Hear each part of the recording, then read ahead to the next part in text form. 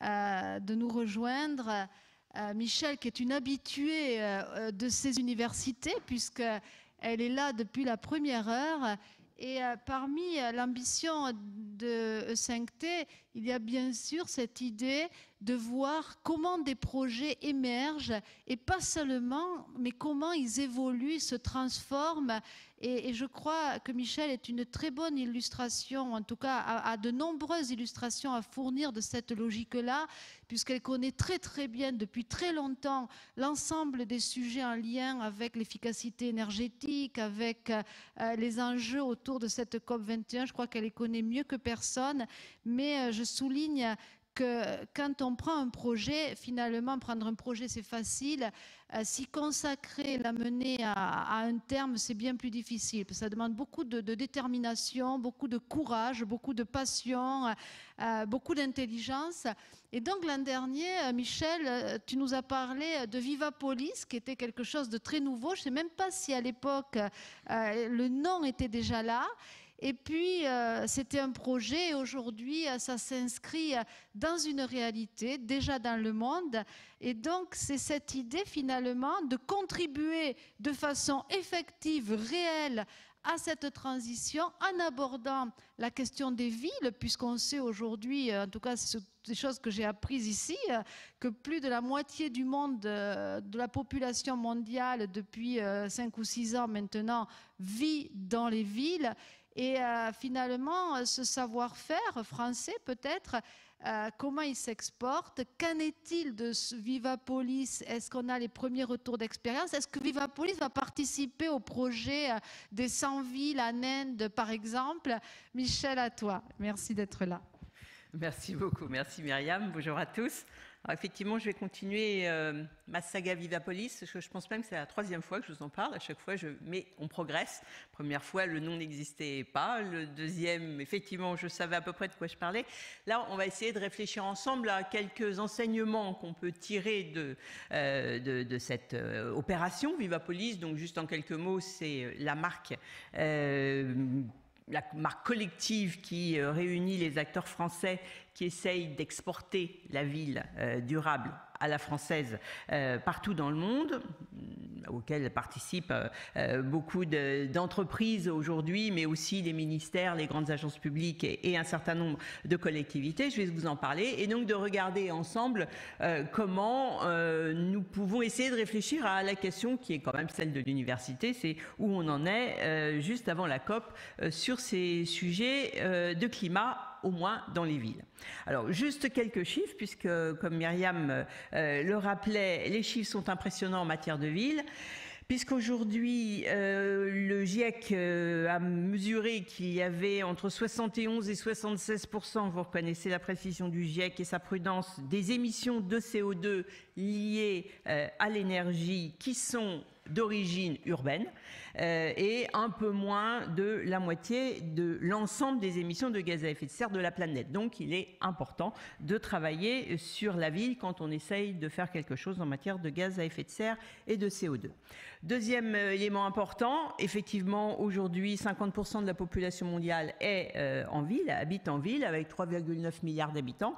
En 2030, pour continuer à faire peur à Myriam, il y aura 5 milliards d'habitants dans les villes, c'est-à-dire 60% de la population mondiale, puisque la population mondiale augmente et la partie de la population mondiale qui est dans les villes augmente. Au total, on va être donc beaucoup plus nombreux dans les villes, c'est-à-dire qu'il y a à peu près 1,2 million d'urbains en plus par semaine entre maintenant et 2030.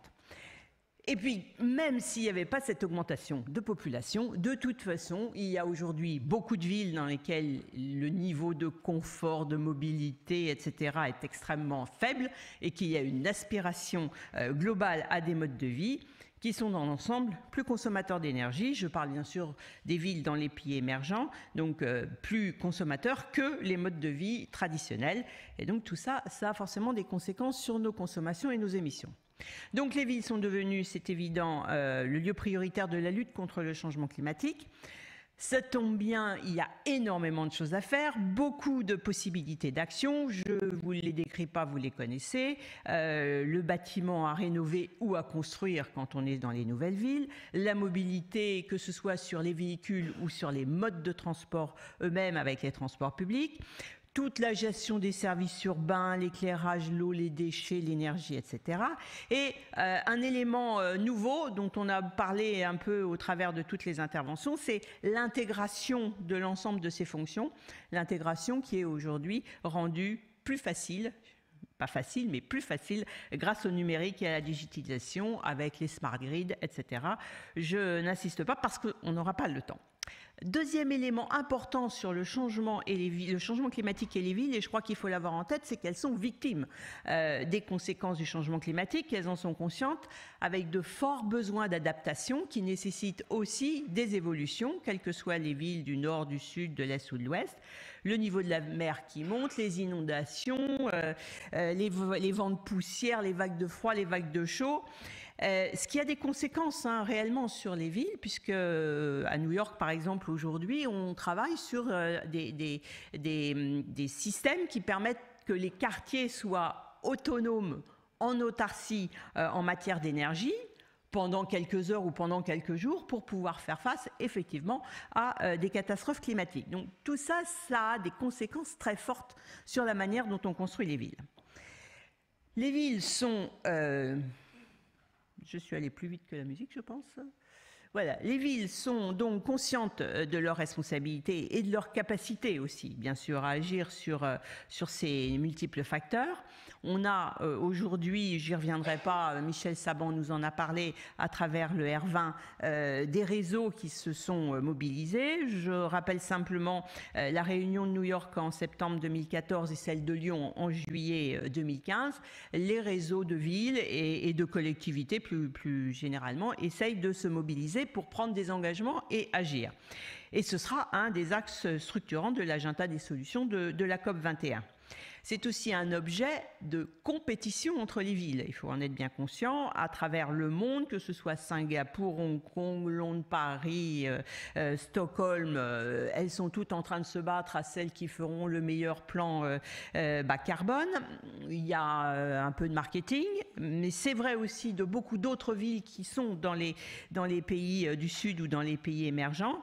Et pour revenir à la question que posait Michel Derdevet tout à l'heure, est-ce qu'on n'a pas un écart, un découplage, comme il a dit, entre le discours et les actes sur ces sujets. Et c'est là qu'en quelques mots, à travers l'expérience de Vivapolis, on peut essayer de réfléchir à ce sujet. On a des villes, c'est très clair, nous les voyons, donc depuis 2 ans, on les rencontre, on essaye de travailler avec elles. On a des villes qui souhaitent avoir des démarches de villes durables partout dans le monde. Je vous en donnerai quelques exemples, de toute taille, des grandes, des moyennes, des petites, au nord, au sud. Dans ces demandes, dans cette recherche de villes durables, il y a la lutte contre le changement climatique qui est un élément très, très structurant vraiment de leur démarche.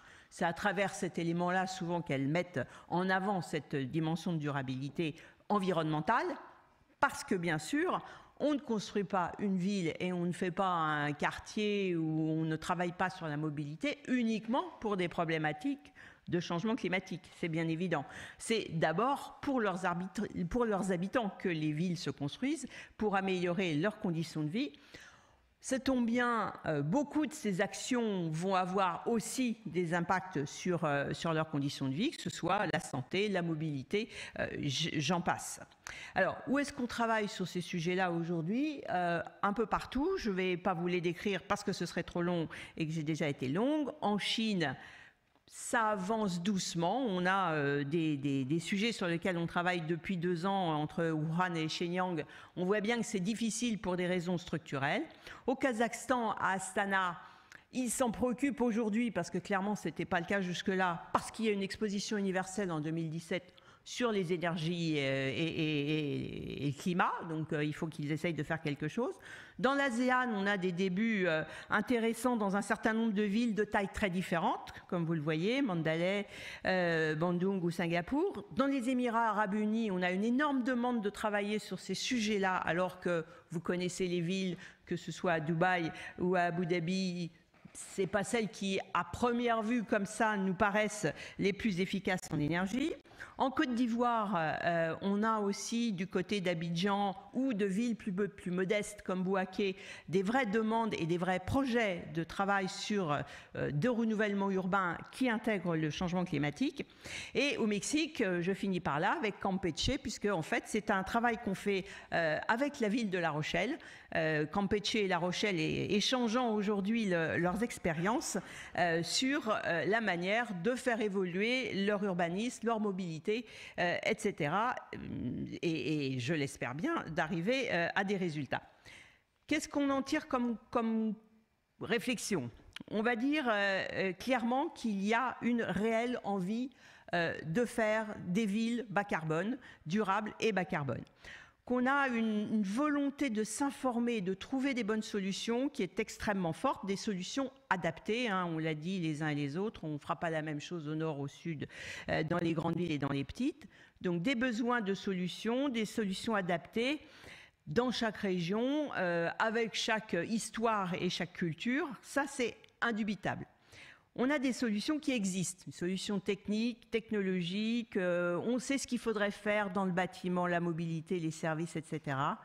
On a partout des réalisations exemplaires, plus ou moins importantes, dans certains secteurs plutôt que dans d'autres. Des innovations partout, que ce soit au nord ou au sud. Les villes d'Afrique vont passer probablement relativement vite à des systèmes très numériques parce que ça leur économise des infrastructures que nous avons et donc nous arriverons peut-être un peu moins vite d'ailleurs sur certaines technologies parce que nous avons les infrastructures qu'elles n'ont pas. Donc tout ça, ça existe. Par contre, ça ne va pas vite.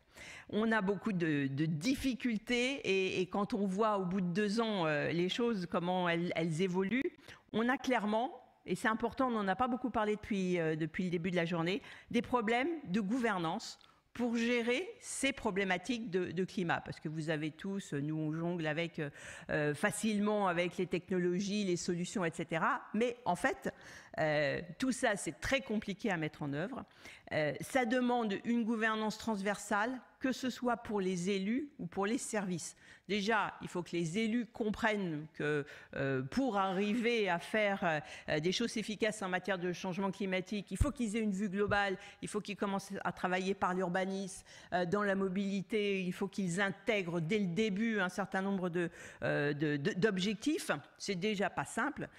Surtout quand, comme au Mexique, vous avez des mandats de 3 ans. C'est un vrai sujet, hein. Si vous avez un maire qui a un mandat de 3 ans, au bout de 3 ans, il n'a pas le droit de se représenter. Comment vous faites pour faire vraiment des projets de moyen long terme? C'est des vrais sujets de gouvernance à traiter. Et puis pour les services, c'est la même chose. Il faut qu'ils aient cette possibilité de travailler de manière transversale alors qu'ils sont partout, dans tous les pays, il n'y a pas que chez nous, en silo, et que c'est quand même très difficile de les faire travailler les uns avec les autres.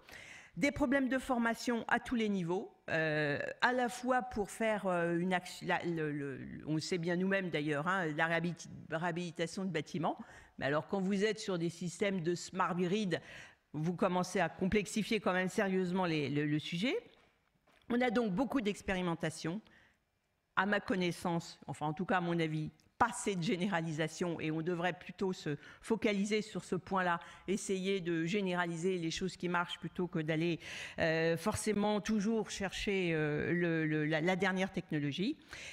Des villes qui se développent, mais beaucoup plus vite que les projets. Et là, les problèmes de complexité administrative, on les voit tous les jours, on les voit chez nous, on y est sensible, c'est partout pareil.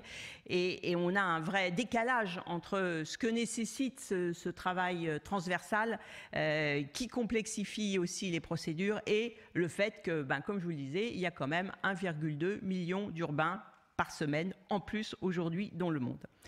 Quelquefois des problèmes d'argent, hein, c'est clair, mais sérieusement, c'est rarement le problème qui pose aujourd'hui le plus de difficultés, parce qu'on finit par en trouver, il y a des systèmes d'aide, etc. Le problème aujourd'hui me paraît beaucoup plus dans la gouvernance, dans la formation et dans notre capacité à travailler dans la durée, sur ces sujets-là avec tous les acteurs qui doivent être réunis. Et vous le savez aussi, on n'en a pas beaucoup parlé, mais tout ça, ça se fait forcément avec des parties prenantes extrêmement nombreuses. Et si possible, en associant la population. Bon, encore un problème de complexité supplémentaire. Mais je suis quand même très optimiste, il se passe beaucoup de choses dans le monde. Merci Michel, je vois qu'il reste du pain sur la planche. Du pain sur la planche, et j'adore entendre ce n'est pas qu'un problème d'argent, et ça peut se régler. Ça me fait vraiment plaisir, vous n'imaginez même pas.